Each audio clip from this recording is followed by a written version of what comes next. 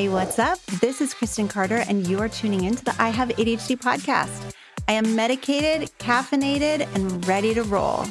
If you have ADHD and you feel like your family relationships, especially your family of origin relationships, are really difficult, today's podcast episode is 100% for you.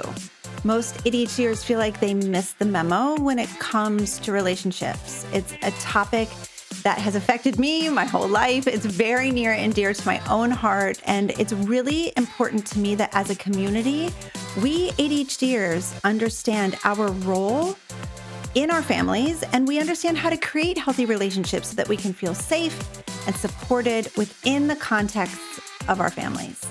Every adult child wants to be seen and understood by their parents, but how? And if you're a parent of children who've distanced themselves from you, this episode is going to have so much encouragement and practical help for you to begin the process of reconciliation. So if this content is resonating with you, please make sure to like, subscribe, leave a comment, all of the things. I would love to hear from you, and I will personally reply to any comments that are left within the first week of the episode. So feel free to drop any questions or comments from me, and I can't wait to chat with you. My guest today is Whitney Goodman. She's the radically honest psychotherapist behind the hugely popular Instagram account at Sit With Whit. She's the founder of Calling Home, the author of the book Toxic Positivity, and she's back for a second time. She was here last summer. Our first conversation was wonderful. I know that this one is going to be great for you too. Whitney helps adult family members have better relationships, set boundaries, and navigate estrangement. So please enjoy this conversation. Well, Whitney, thank you so much for being here with me. I am so happy to have you back. You're a friend of the podcast. Thanks for joining us again.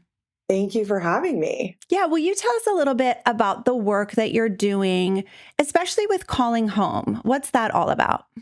Yeah, so I launched Calling Home almost a year ago to provide resources to adults who are struggling with their family relationships. I really noticed that there were not a ton of spaces that adults could come to that were about interacting with their parents or adult family members. So much of what we see is targeted towards people with young children. Yeah. I think that is such a difficult road to navigate as you move into adulthood. And then it seems like all of the relationships in your family of origin kind of transition. And some of us really don't know how to make that transition. What do you see with that transition of now I'm an adult and my parents are also adults? How do I interact with them? Is it the same as when I was 12? What do you notice in that transition? You're absolutely right about the transitions. And I see a couple of major transition points where both parents and adult children really struggle. The main one is, of course, entering adulthood, maybe going off to college, moving out on their own. When someone gets married, when there are children born into the family, if somebody has a new identity that they're embracing or they're breaking away from what's the norm in the family. And then also as parents and siblings age and their lifestyles change, we can see a lot of friction, especially among adult family members that don't have great communication skills or don't have the ability to kind of put themselves in other people's shoes and understand what they might be going through. It's so fascinating to me because, and maybe you can just correct me if I'm wrong, but it seems like we are the first generation that's really thinking through all of these transitions and how we want to navigate them. I feel like we're the first transition that feels like we have the option to navigate it the way that we want to. Does that feel true to you as well? It does. I think anecdotally, just in my groups at Calling Home and in my own therapy practice, I noticed that a lot of adults now, let's say like millennials, older Gen Z, are asking their parents, why'd you decide to have children? And the answer is kind of well, that's just what you did. Yeah. There wasn't a lot of this analysis or even expectation that things could be different or that you could choose differently. And now that we have more options, people are saying oh, well, do I want that? And that can also create friction within our family systems. Yes. I always feel like neurodivergent folks, especially ADHDers, that's my specialty, obviously, we just don't feel like we were handed the rule book for relationships. Like everyone else seems to know what to do, how to navigate relationships. And we feel like we missed the memo and we don't have that rule book. And I'm wondering what you see in your groups as far as like neurodivergent folks. Like, do you have people that you're supporting that are neurodivergent? Because when I look at my client group and we talk about relationships, man, family of origin relationships come up over and over and over as a source of pain, as a source of conflict, as a source of confusion. And it really does seem like there's so much work to be done, at least in my community with people with ADHD, on navigating family of origin relationships. Hmm. There are absolutely neurodivergent people in our groups at Calling Home. And I think to speak to some of those issues that you're seeing, something that I notice is, we have adults in the groups who have received a diagnosis maybe, or they're working through how this is impacting their life. And they have a parent who doesn't quote unquote believe in that diagnosis or want to validate it. Or we often have adult children with parents who might even share that diagnosis. They can kind of assume that their parent does, but their parent does not want to acknowledge that or embrace it in any way. And that can create a lot of friction. Yeah, I've noticed that when ADHDers bring a diagnosis to their parents, it can go one of two ways. And oftentimes it goes in the direction of the parent. It seems like not wanting to validate the diagnosis because of what it might mean about their own parenting, what it might mean about what they missed, or, are you saying that I wasn't a good enough parent? Are you saying that I should have done more to help you? And so I think that can be a really painful experience for the parent and the child. Mm-hmm, mm-hmm. Yeah, it's reminding me of someone that I worked with for a while, and I won't give any details about them, but essentially it was like a case where this person did not receive a learning disability diagnosis until they were in adulthood, and they struggled immensely, at the hands of the school system and their parents. But it wasn't really a case of negligence. It was like people actually didn't know what was going on. And this was how things were handled, Yeah. 30, 35 years ago. And so you're right, there can be such an unraveling there of like, how much of this is my parents' responsibility? What did they do? What did they not do? And how much of this is actually like just their own lack of knowledge. Mm-hmm. And I think what you're saying about like how the parent chooses to handle that in the present can make such a big difference, because you could say, wow, I wish we would have had the resources to figure this out when you were younger. I can see how difficult this was for you and how challenging it was. And I never wanted you to have to go through that, rather than saying, oh, it was fine. Nobody thought you had that back then, Yes. What is the difference between those two responses? What's the difference in the parent? Like, why can't every parent say, man, we really missed this. I wish we could have supported you better. Is there anything you need from me right now to like repair that? Why is that so hard for some parents? I think shame is a big piece. People who have a fragile sense of self, a fragile ego, they're going to have a lot more difficulty engaging with that pain of like, oh, I maybe let my child down or I disappointed them. But every parent is going to do that to their child throughout their lifetime, myself included, that we have to get comfortable with upsetting our kids and being accountable and not letting that shame stop us from connecting with them and repairing. How do we get comfortable with upsetting our kids? I think that parents who are worried about upsetting their children, who are worried about being good parents, are typically not the ones that are struggling with that the most, right? When people say to me, like, I'm so worried about passing this dysfunction down to my kids, I'm like, oh, I'm not worried about you doing that because you're so aware of it. And I know that because of your awareness, you're empathizing and you're going to be able to talk to your kids about that. I think it's the parents who say, like, I tried my best. There's nothing else I could have done. Um, and they get really caught up in that. Like, if I admit that maybe I could have done something different in this situation, it means I am a bad mom, which means I am a bad person. Yeah. And I cannot live with that. I think it really takes a special kind of human to be able to hold the pain of your child without dismissing it and invalidating it for your own benefit. And I see that in my first 10 years of parenting my children, where I didn't have the capacity to hold my own pain. Therefore, I couldn't hold theirs. And so I had to dismiss them and invalidate them. And that really is how I parented for years until I gave myself the space to really see myself, validate myself, feel pain. And then I could do that for my kiddo. So it's so interesting when a parent is not able to hold space for their child. It's really, or maybe I should ask you, do you feel like it's because they're not holding that space for themselves?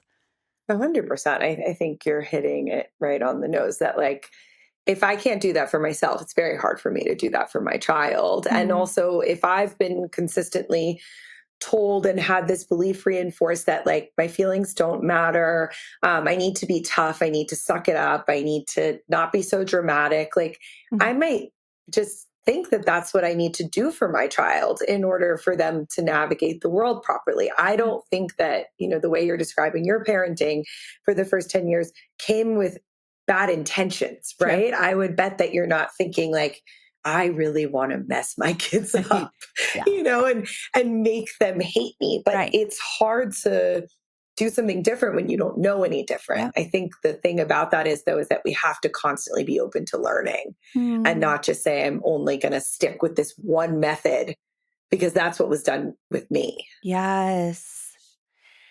Do you see a very big generational divide in this conversation? And can you speak to that a little bit? Like, what are you noticing when it comes to people really seeking healthy family relationships?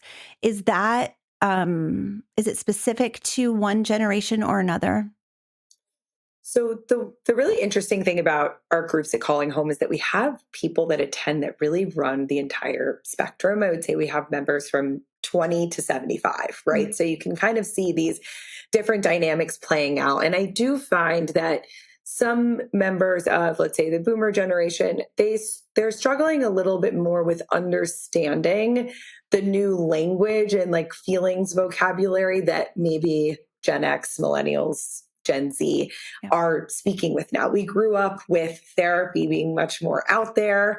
And now it's all over the internet. It's become part of our dialect that I think they've been a little bit slower to come around and kind of get on board. We also have to remember that generation was raised very much with this, like, pull yourself up by your bootstraps and, like, figure it out mentality.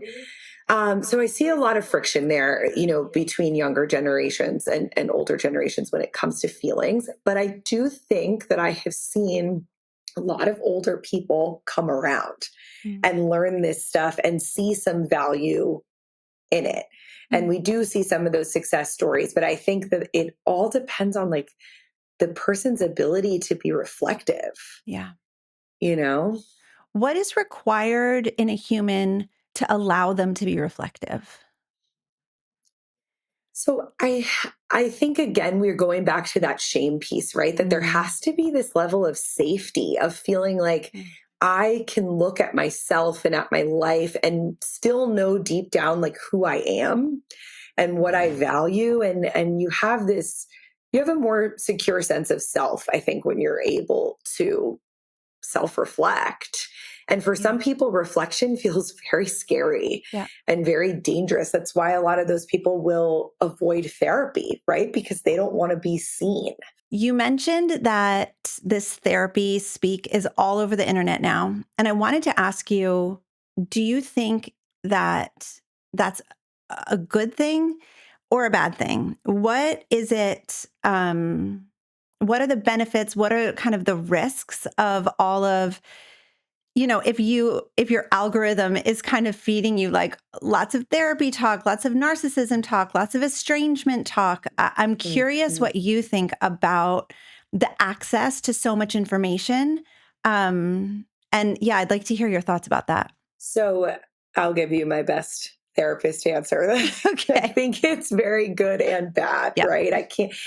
I do think it is all in the eye of the beholder, like the person that is taking this information in and filtering it in through their own worldview, their level of knowledge, that certain things can be taken the wrong way. They can be used in the wrong way.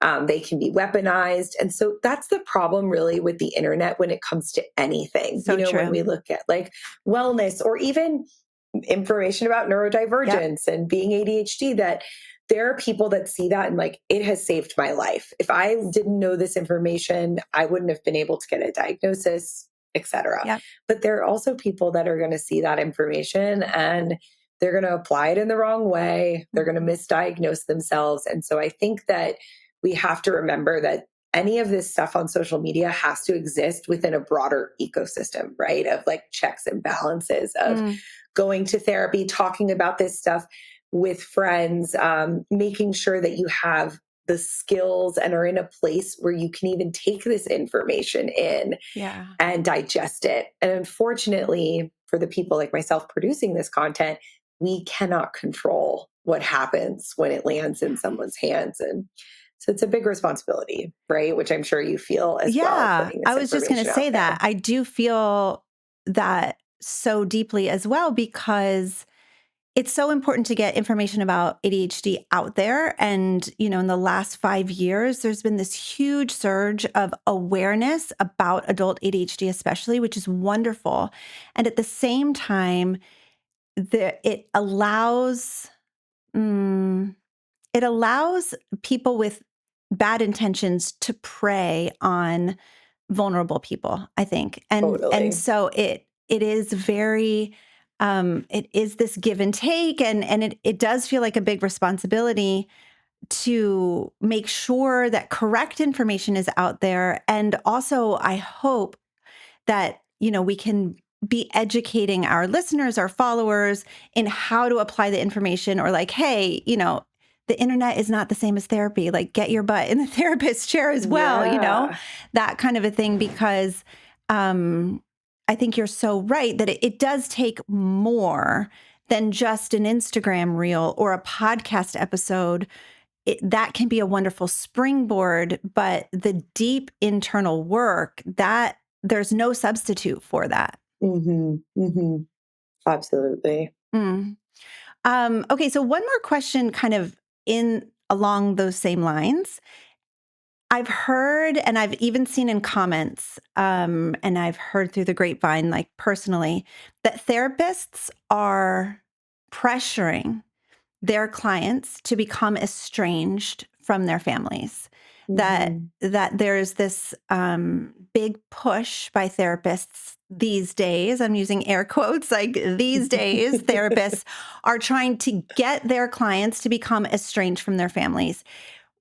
Can you speak to that a little bit? Are there therapists out there, who are pushing their clients to do this? Is that ethical? What are the kind of terms and conditions around therapists? How are they supposed to be showing up? All of that. Like, is it the Hmm. therapist's fault when an adult child is estranged from their family? So I think there's two things happening here when people say that. It's a classic externalizing type of like defense mechanism of like, I don't believe that this is my fault. This cannot be my fault. And so I need to find another reason why this is happening. And Yep. and a therapist on the internet that you don't know is a pretty easy target, right? And you're seeing Yep. these videos and you're like, oh my gosh, my kids saw these and now they don't want to speak to me anymore. Yep. Given my experience in the field over the last decade, I find it very, very hard to believe that someone with a great relationship with their parents sees a video from myself or someone else and says, you know what, I'm going to cut them off. because they have so much to lose there, right? Like that's a really big step to take. Now, that being said, there are certainly people who maybe have been on the fence because they are struggling in that relationship, or they're being abused or harmed by their parents. And this is the first time they've encountered someone that's saying to them, it's okay for you to step away from this relationship. And I think that's particularly true for people who are raised in high control religions or cultures where there's a lot of emphasis put on staying with your family no matter what. And so I understand why people in those circles might look outside and say, wow, they're trying to get our kids to leave their families. Now, I can speak for myself, as a family therapist. It is my goal in my career to help families function better. That's why I went to school, to help them be more cohesive, to help all members of the family feel respected and loved within that unit. So to break families apart really goes completely against like the entire ethos of the profession. Yeah. That I think when I hear that now, it used to trigger me a lot. I have to be honest. Like I used to feel this feeling of like, oh my God, why do they think I'm doing that? And now I have a lot of empathy for people who say that, because I think they're really stuck and they're looking for someone to blame. Yeah. And their child often isn't letting them speak to them anymore. And so I found that some parents might even find these therapists as sort of like their next target. I've had estranged parents making videos about me, all over the internet, and I'm like the same age as their kid. And so I'm just like, okay, I can feel the way that you might speak to them because you're doing that to me and you don't know me. Yes. That it's you're watching the same dynamic play out, just inserting somebody else in that role. I follow you on Instagram, obviously, and as everyone else should, at Sit With Wit. And you had a poll recently asking people how long it took them to make the decision to become estranged from parents or family members. What were the results of that poll? How long does it usually take? And what do you see in your own client group? Is this on a whim? Are people just like, like you said, watching a video and then being like, I'm going to cut them off? Or is this a process that happens over time?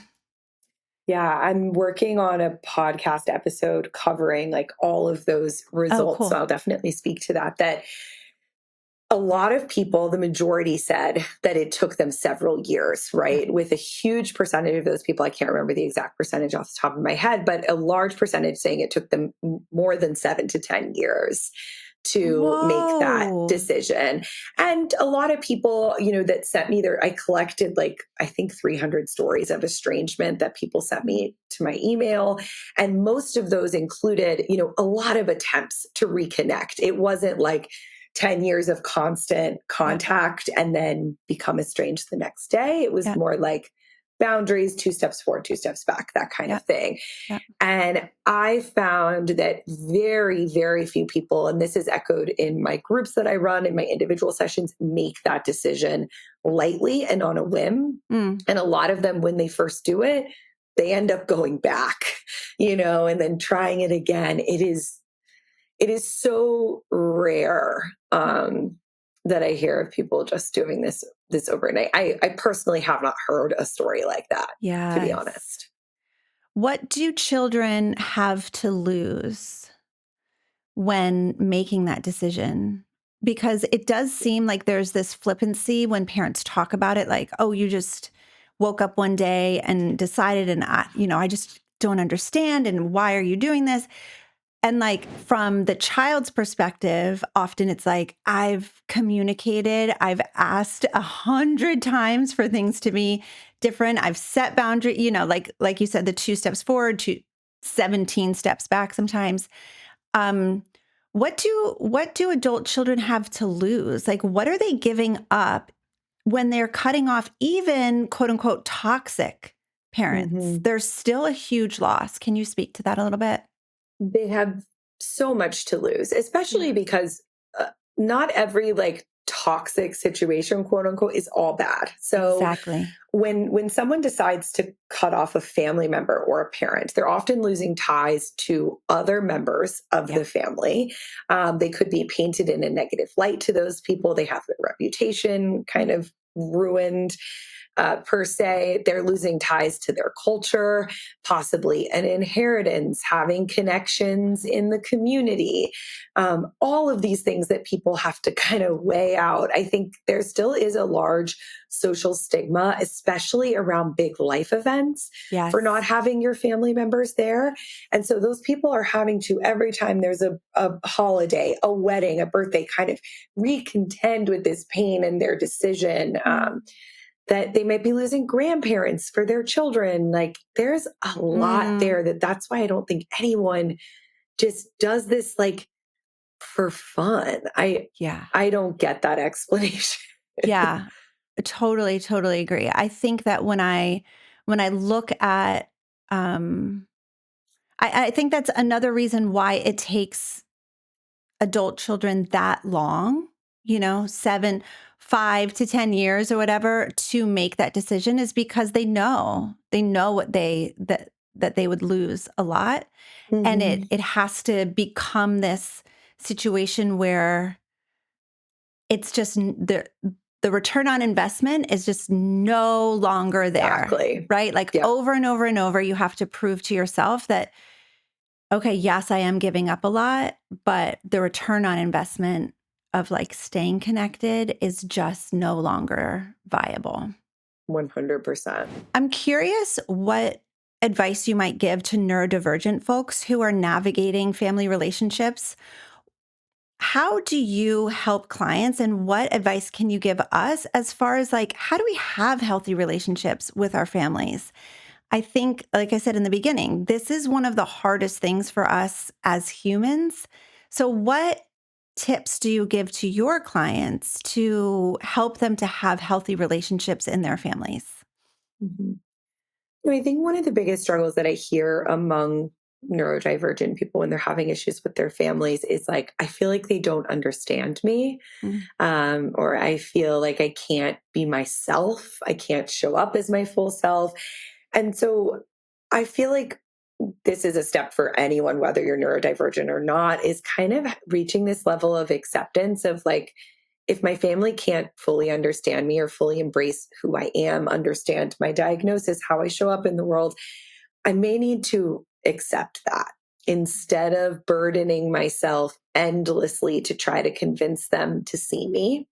Because the truth is that, like, people who care about you and who love you, I think in their own way, they're going to try to learn how to be in relationship with you to some degree, right? Especially if they know that you come to the relationship maybe with a different set of strengths or struggles or difficulties in communicating. mm, And they're going to want to try to understand that about you.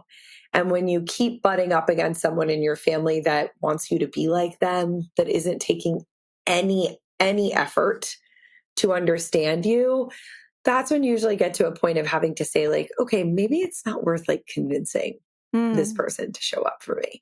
Maybe I need to figure out how I can have a healthy relationship with them that works for me without them having to change anything about them. And that's really hard. What might that look like?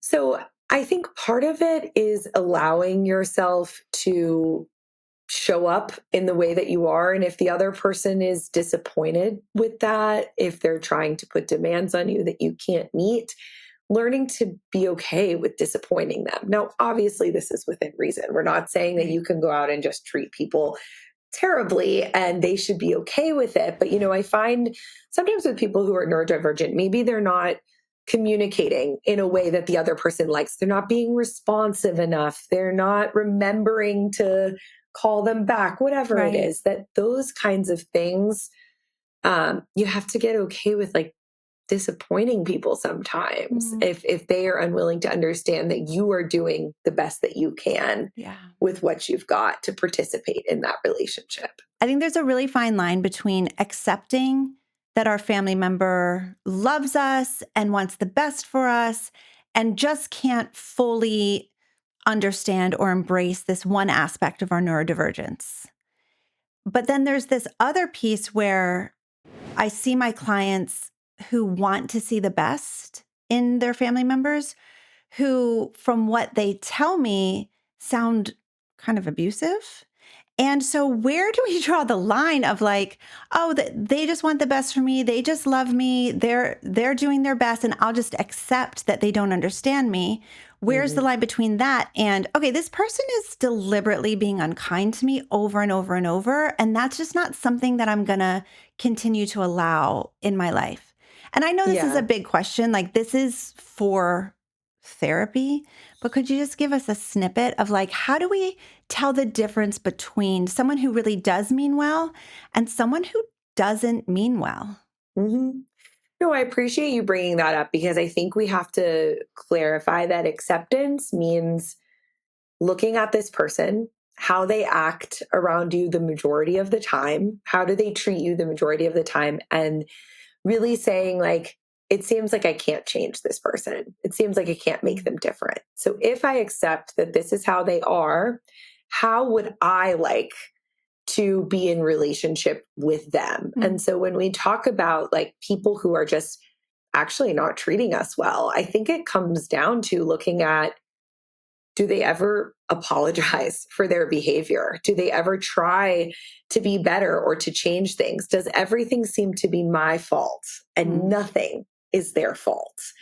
Am I the one that's always having to like contort myself and make exceptions? Because really, relationships are a two-way street. And I think this is where social media sometimes messes up, is that it becomes either like it's all my fault or it's all their fault. And we have to find it somewhere in the middle. Now, of course, if someone is screaming at you, calling you names, constantly belittling you and criticizing you, using physical force, things like that, that could fall under the category of abuse. And I would definitely discuss that with a therapist to get more clarity on like what's actually going on in this relationship, because you don't ever have to keep yourself in a situation like that. That's so helpful. One of the things that my husband has said, and I think might be a common theme, and I'm curious what you think about it. My husband, I started therapy 4-ish years ago, and I've made a lot of changes in my life since starting that process, changes that have affected and impacted him. And one of the things that he's pushed back on, and I think is really valid, is he said, therapists only hear one side of the story. So how in the world, is it healthy to be making decisions, changing up family dynamics and making decisions like this when a therapist is only hearing your side and they're not getting maybe a full picture? What do you say in response to that?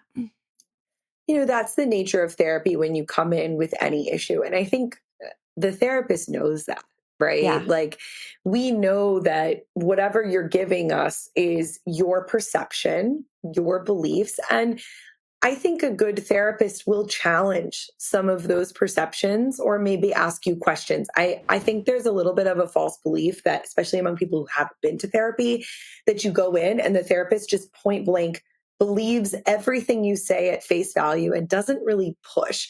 So if someone says to me, my mom is horrible to me all the time, I don't like her, I don't like the way she treats me, I'm not going to start with, okay, let's figure out how to get some space from your mom. Yeah. I want to first know, what do you mean that your mom is horrible to you? What types of things does she say?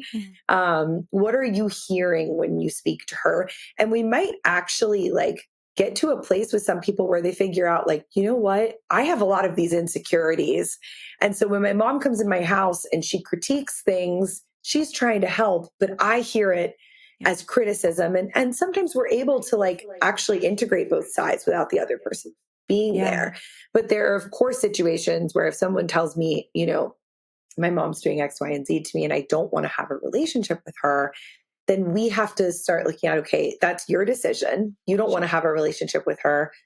What's that going to look like? And let's talk about what that path might be. Mm-hmm.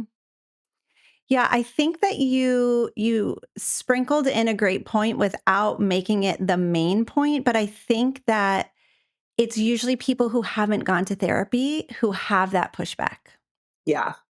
which is really interesting. And he has since, been involved in therapy, but it really was prior to his therapeutic experience where he would just be like, they're only hearing one side. Like how is that helpful?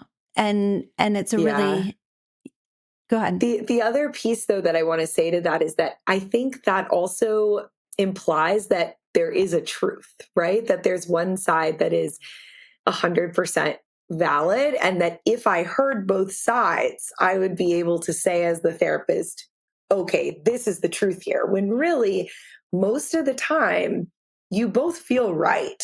Yep. Both of the people that are telling their story. And so we're really just trying to work on like, how can we make this good for you? How can you make your life the way you want Hmm. to live it? Sometimes the therapist hearing both perspectives doesn't change the outcome. Yeah, I totally agree. And if you think about a therapist as a confidant and advocate for one particular person, and then hopefully the other people are also having their own support systems and their own therapists and their own confidants. That way, each person in the relationship is equally supported, but it doesn't necessarily have to be by the same person. Exactly. Exactly. What would you say to parents listening who have children that have chosen to either be in less contact with them or no contact with them? What encouragement, help, can you give to parents who are like, it feels like it's already too late for me because my Mhm. kids have estranged from me? Is there hope for them? I think there's always hope, or I wouldn't do what I do Mm, as a job. But I first want to say that, as a mother, I can't imagine yeah, a worse pain, other than my child really not being around, not being alive, than knowing that your child is out there somewhere and not speaking to yeah, you. And I think a lot of these parents that are kind of the loudest voices out there talking about this in a derogatory way are the ones that are in the most pain, yeah. and not really willing to sit with that. I think every parent has to stop focusing on the relationship with the child and go back to themselves. And that might mean that you're going to therapy, that you're reading books, that you're listening to a podcast like this, but you have to start from the ground up about like, what is it about the way that I am showing up in this relationship Mm, that makes my child feel like I am not a safe place to come to. yeah, I think especially in the more extreme cases of estrangement, that's essential. yeah. But there's also this sort of like early level no contact that I'm seeing that I think a lot of parents are not reacting well to, and it's making estrangement more likely.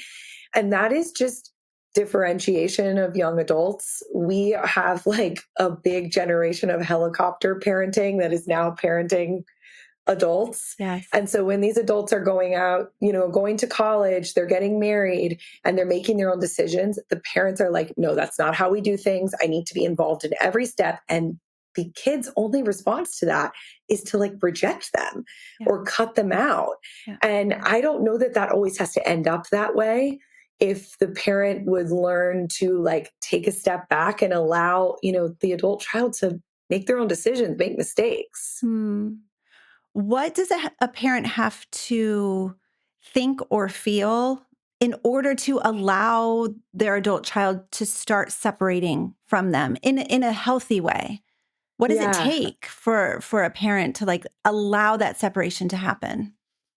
A lot of this, I think, is about the identity of the parent, especially if you were a stay at home mom for the duration of your child's life and now they're leaving, you're kind of left like floundering. Who am I? Yeah. What am I doing here? And like, what's my role now? And you're clinging on to that stage, which is totally understandable. I'm going to feel that inclination as well. And I think you have to have this constant thought repeating in your head of like, I did my job. I trust my kid. Yeah. I gave them the tools they needed, and I'm here if and when they need me. But I have to let them leave the nest. most? Mm. It's interesting. So my oldest is 16 and I feel like Okay. I'm already starting that Yeah. process. And so the encouragement I want to give is like, if you have teenagers, or if you have littler kids, but like when they become teenagers, you can start that process now. Like when my kid wants to make a decision okay, so like that happens all the time, right? Like I'm parenting a 16-year-old boy. Like is to sit. I'm Yes. never like, yes, it's Yeah. it's a lot of me practicing trust for my own kid. Like Hmm. you know who you are. You know what you need. You know what you want. Like you can take those classes. You can go to that sleep. Like you can do these things. And I'm here when you need me. And I think that transition can start in, adolescence as a Totally. teenager. And then I'm thinking like, oh my gosh, in 2 years, he's going to be done with high school. I know I can't. Crazy. I can't. It's such a fascinating thing. And I'm already starting the grieving process. And I Hmm. think that what I notice in a lot of families with estranged children is that the parents never actually went through that grieving process because grief is so painful. And who wants to feel it? Not me. But if you don't grieve the transition, and we've mentioned transition so many times, if you don't grieve that transition and allow things to change, then you're going to be like grasping on to things staying the same. And the kiddo, like my 16-year-old, does not want our relationship to stay the same. Right. And I think that's what and actually, that's a good question for you. Do you feel like that's where a lot of tension is that the parents want the relationship to stay the same? The child's trying to change the relationship, and then there's like a huge disconnect. Hmm. Yeah, there's two things that I think can really contribute to that tension. And the first one is exactly what you're saying. The parent wants to continue being like above the child, Yes. right? In the way that I'm parenting my 3-year-old, Right. of like, I'm making the decisions for him, I'm keeping him safe, and I have to do that at this age. But if you Totally. don't kind of move into this like side by side position with your child, or even eventually stepping back Yeah. fully, there can be a lot of tension. And then there's also this idea that the parent gets to dictate who the child becomes. Mm. And I think when your child is choosing maybe not to take the career path, stay in the religion, marry who you thought they were going to marry, all of those are points when we see parents try to shift back into this like on top position and assert Yes. their authority. And the adult saying, whoa, like, what are you doing here? And when Yes. they don't have the skills, like you're saying with your 16-year-old, for you guys to have a conversation and say, this is what I'm feeling as your parent. This is what I'm feeling as your child. When you've never done that before, Yeah. a lot of these kids, they're anxious and they're just going to cut off Yep. because they don't know how else to deal with the disappointment or that conversation with their parent. Is this where a lot of like kind of hiding your real life and like deception happens as well, like where kids aren't really revealing their true selves to their parents because they're just too nervous to be like, no, I'm not pursuing that career. I'm not marrying that person. Is that where we see like a break in connection as well, where we're like hiding our lives from our parents? Totally, especially if you feel like your parents are going to think that your life is unacceptable. I think to some degree, teenagers and young adults, they do some hiding because they want to be adults and they Yeah, want to have things that are just for themselves. And it's secrecy and it's very normal totally. developmentally at that age.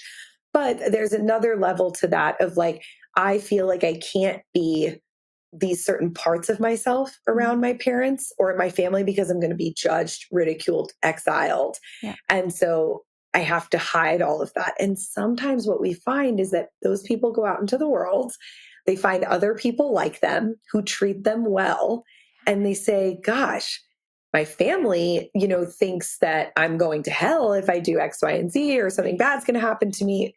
Why would I want to hang out with them, Yeah. over these people that treat me well? Yeah.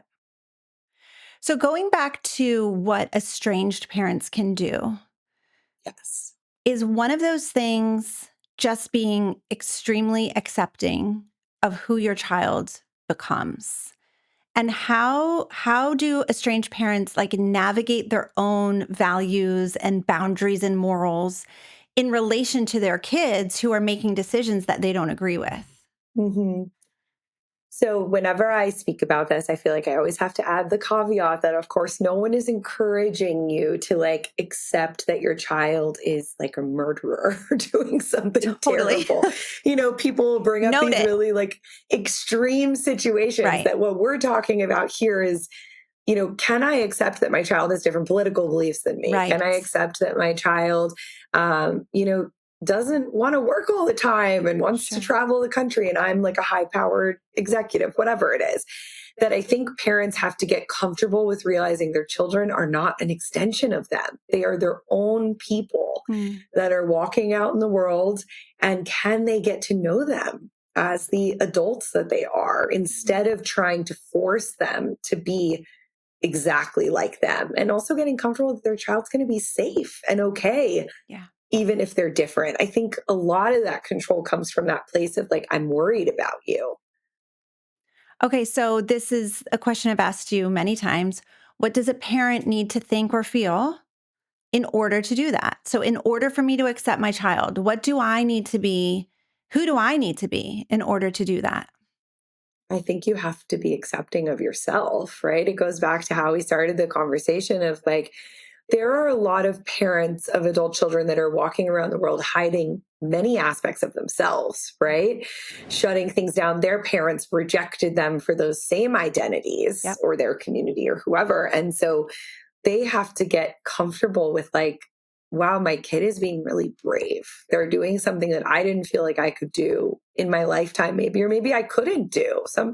Some people grow up in cultures or countries where they cannot be as Yep. expressive as their children in a lot of these ways. And so we have to get comfortable. And this requires breaking so much messaging and conditioning that some of these people grew up with. Yes. So, the moral of the story is all parents need therapy and all parents need to be, I mean, is that what it is? Like all parents, if you're going to have good, healthy relationships with your kids and you don't feel like you do, then like it's your job to figure out what is it within me that hmm is making it so that I'm not connected to my kiddos. And how can I Yes. hold negative emotion? How one of the things is like, I just don't feel like older generations are used to receiving help and support.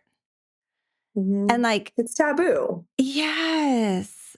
hmm And so, like, how can I receive support so that I can be a support to my kid? Because that's all that kids want is a supportive Yeah. parent, right? Like, hmm hmm but Yeah. if you, as the parent, are not able to receive support, you're not going to be able to give it to your child.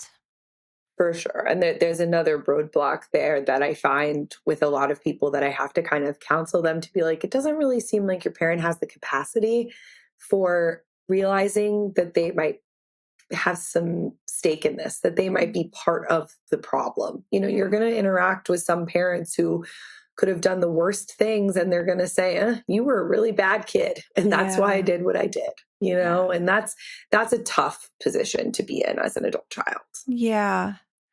For sure. And then you're kind of like, where do we go from here? Like, how do hmm we even reconcile that when the relationship is not seen as a two-way? Yep. Yeah. Is there anything else or any other encouragement that you can give to listeners who just really are eager to have decent, healthy enough relationships with their parents, with their children? Like, what encouragement can you leave us with, Whitney?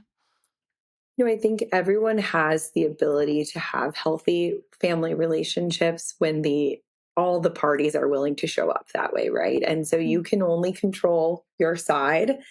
And that's what I like to always remind people of is like keep listening to things like this, working on it, but also have the ability to say when the person on the other side is not showing up and they're Mm, not doing what they need to be doing.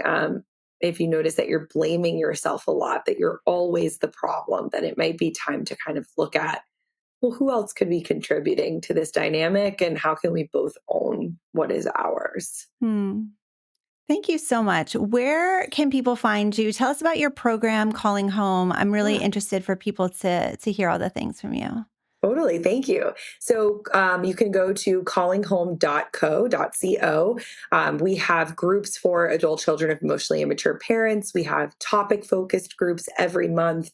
And then each Monday, we have a new content drop with resources for adults who are working on their family relationships. So you'll find articles, scripts, worksheets, videos, pretty much any type of content you can imagine to navigate that. And then I also have a podcast, which is the Calling Home podcast, and you can listen to that anywhere that you get your podcasts. Whitney Goodman, thank you so much for being here. Thank you for having me. All right, my friends, if relationships are a struggle for you, I want you to know that this is a topic that I support clients with on the daily in my coaching program, Focused. Focused is a group coaching membership where adults with ADHD from all over the world receive coaching and support and learn how to navigate this path of having adult ADHD in a healthy way. To learn more about Focused, click the link in the episode description, and I will see you next week.